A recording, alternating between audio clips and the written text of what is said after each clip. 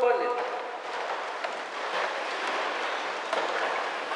Na bone mona bino basata bule nzambe tata, nzambe mwana, nzambe molimo santo.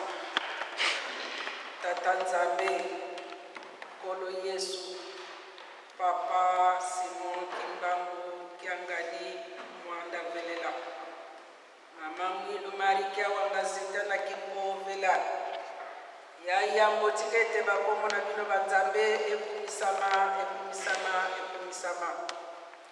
Pambate bolimo na bino ezali monene na kati na biso kana na bino na se atango. Pobateli biso poso mobimba. Omonisi biso tonga sika na mokolo yenga.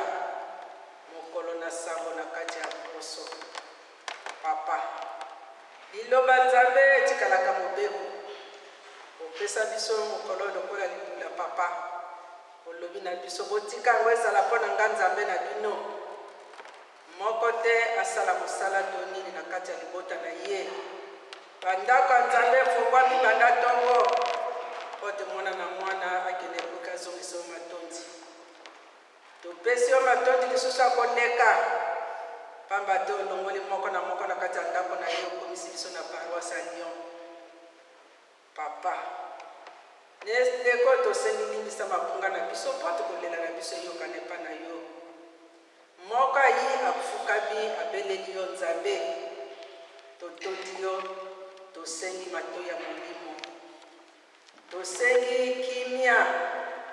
Pamba te mato ya molimo soka yoki ekotinda motema koyoka nzoto bomo ya kosala mabe. Papa mokolo munene. Lelo tokoti le 30 juillet 2023. Maye malekaki en 1958 papa. Na le 29 juillet, ezalaki pasi mpe kolela mpe komimi oswami. Sikoyo ebongwana ekomaka fete na kati ya lingomba na molimo santo. Papa, tosengi kaka assistance na yo papa. Tala papa moteya azali moto na kati ya mokili ya masumu. Limbisa ye pamba te aponani kote biso toyokela ye lelo. Okopesa ye oyo okuti epa na yo ebima na monoko na ye ekoya na matoyi na biso ya molimo. Tala mpe baye baza na nzela komisa bango na kimia. Papa tika biso ate eleko moko te. Ebandeli ya programme tino suka topesi yango na maboko na yo motambusi. Salisa biso tosengi kimia.